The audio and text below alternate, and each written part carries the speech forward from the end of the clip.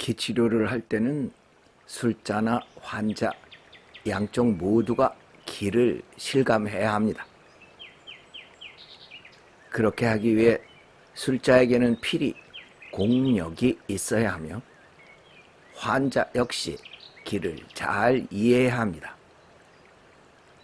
그렇지 못하다면 물리치료 효과 정도에 불과하게 됩니다.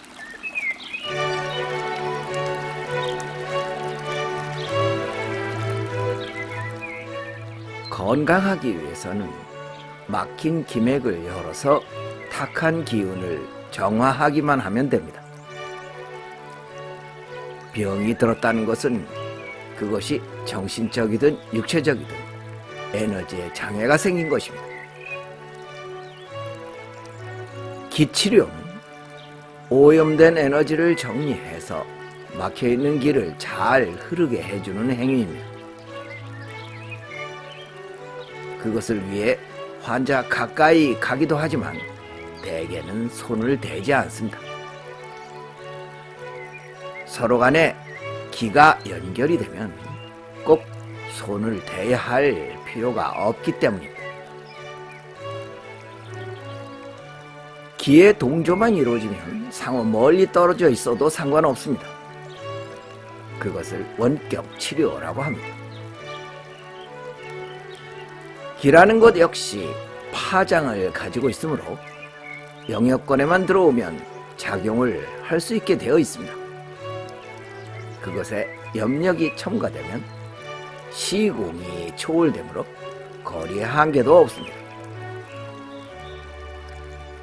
우리는 모두 기 속에 살고 있으므로 기를 일으킬 수 있는 사람이라면 누구라도 기치료가 가능합니다.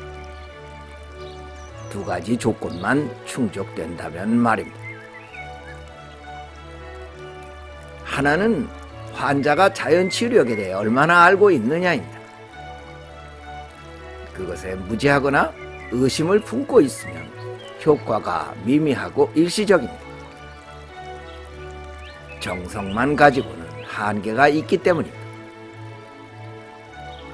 그래서 예수는 언제나 믿음이 너를 고쳤다 라고 말했습니다.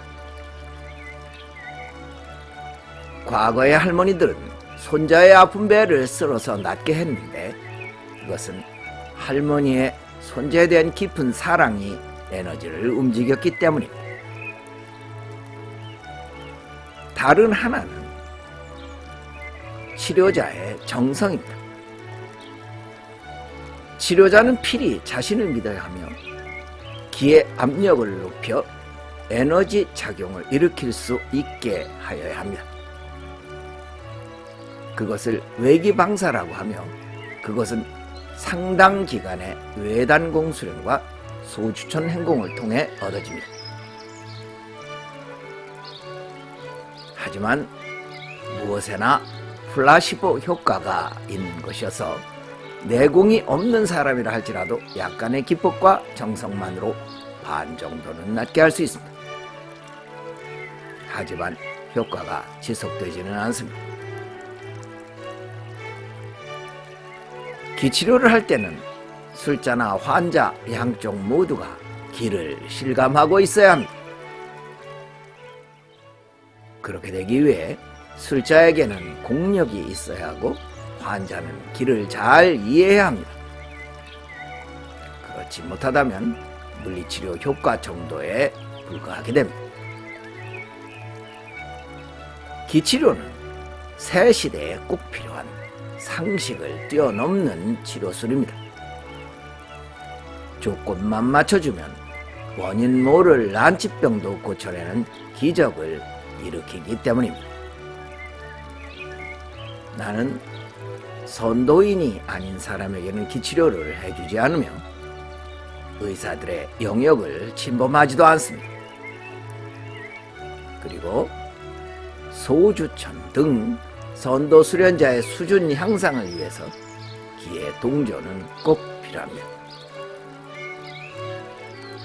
나는 자기 스스로 자기 병을 다스리도록 가르칩니다. 그래야 자기 몸을 자기가 관리하면서 살 수 있게 되기 때문입니다. 하늘은 스스로 돕는 자를 돕습니다.